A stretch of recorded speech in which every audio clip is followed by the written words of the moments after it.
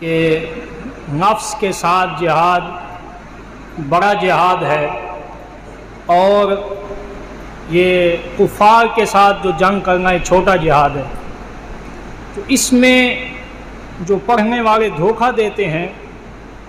وہ ذرا میں آپ کے ذہن نشین کرنا چاہتا ہوں کہ اس کا مفہوم کیا ہے، اور یہ حضور نے کب ارشاد فرمایا، اور اس کے ارشاد کی وجہ کیا ہے، سبب کیا ہے۔ جس وقت صحابہ کرام غزوہ خندق سے فارغ ہوئے اور اتنی شدید جنگ کہ کئی نمازیں قضا ہو گئیں، اور اتنا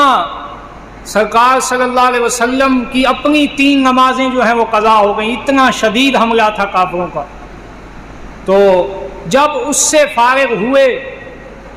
ابھی سامان جہاد رکھا نہیں تھا کہ اللہ تعالیٰ کی طرف سے ایک اور حکم آ گیا کہ محبوب ابھی تمہیں یہ صحابہ کو بتا دو کہ ابھی تمہیں گھر جانے کی اجازت نہیں ہے، ابھی جہاد کا سامان اتارنے کی اجازت نہیں ہے، بلکہ جاؤ اور بنو قریظہ یہودی جو ہیں جنہوں نے نقض امن کیا، معاہدہ توڑا، ان کو سزا دو، اس کے بعد جو ہے تمہارا جہاد ختم ہوگا۔ اب پہلے سے تھکے ماندے صحابہ کرام اتنا بڑا جہاد کرنے کے بعد، جنگ کرنے کے بعد، حضور صلی اللہ تعالیٰ علیہ وسلم نے اب ان کی ڈھارس بندھاتے ہوئے ایک بات کی، فرمایا کہ چونکہ پہلے جہاد سے آئے ہو،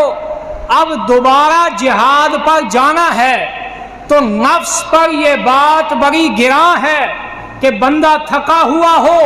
اور ویسے ہی اور سفر پر روانہ ہو جائے۔ تو فرمایا پہلے والا جہاد جو تھا وہ چھوٹا تھا، کیونکہ اس وقت تمہاری ہمتیں جوان تھیں، حوصلے جوان تھے، تمہارے اندر طاقت ویسی موجود تھی، لیکن اب جو تم جا رہے ہو یہ کافروں کے ساتھ بھی جہاد ہے اور اپنے نفس سے بھی جہاد ہے۔ کیوں؟ اس لیے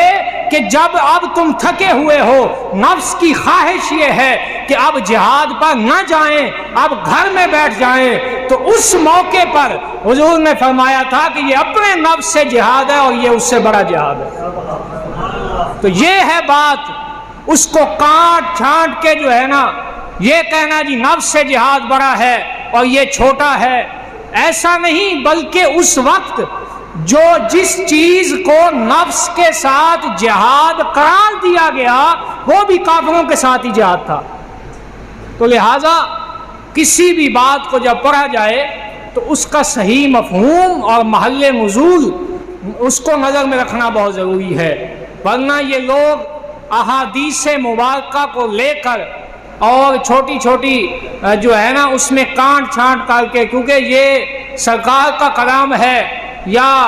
اللہ تبارک و تعالیٰ کا فرمان ہے، اس میں سے ایک لفظ بھی ادھر سے ادھر ہو جائے تو معنی مفہوم تبدیل ہو جاتا ہے۔ عربی کی ویسے بھی یہ خاصیت ہے، لہٰذا بات کو مکمل پڑھا جائے۔ اور میں سلام پیش کرتا ہوں، آج تک علماء نے بھی اس پر نظر نہیں کی تھی، اس بات پر میں سلام پیش کرتا ہوں قبلہ امیر المجاہدین کو،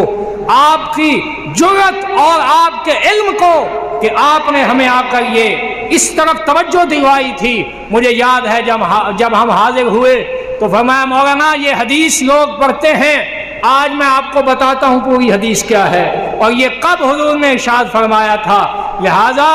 جہاد اکبر بھی جہاد بالکفار ہے، جہاد اصغر بھی جہاد بالکفار ہے، اور یہاں پر چلو جہاد بمانا جد و جہد کر کے جان چھڑوا لیتے ہیں، لیکن جہاں پر قتال کا لفظ ہے وہاں پہ کیا کریں گے؟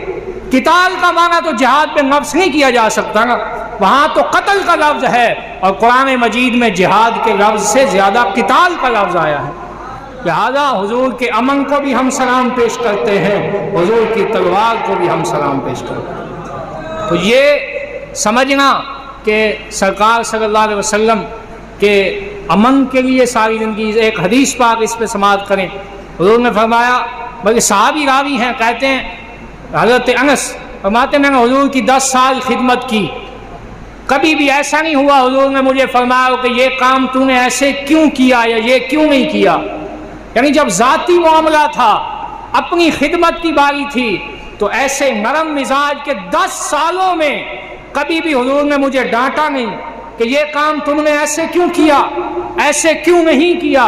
فرماتے ہیں جو بھی کرتا حضور مسکرا کے قبول فرما دیتے تھے۔ بعض اوقات خادم میں تھا، حضور مجھے کھلاتے پلاتے تھے۔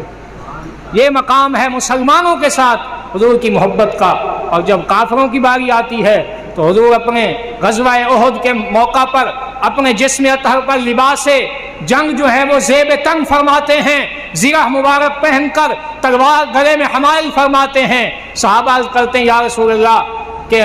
ہم نے آپ کو رائے دی تھی کہ چل کے جہاد کریں، ہو سکتا ہے کہ آپ کی رائے یہ ہو کہ یہیں ان کا دفاع کیا جائے، لہذا ہم اپنی رائے سے پیچھے ہٹتے ہیں۔ جب کفار کی باری آئی تو میرے آقا و مولا نے ان کو کیا جواب عنایت فرمایا؟ فرمایا کسی نبی کی یہ شان نہیں ہے کہ جب وہ جہاد کے لیے اسلحہ اپنے زیب تنگ کر لے اس کے بعد اسے کافروں سے لڑے بغیر اس اسلحے کو واپس رکھ دے۔ میں نے اب یہ اسلحہ پہن لیا ہے، اب اسلام کا بول بالا ہو کر رہے گا۔ تو یہ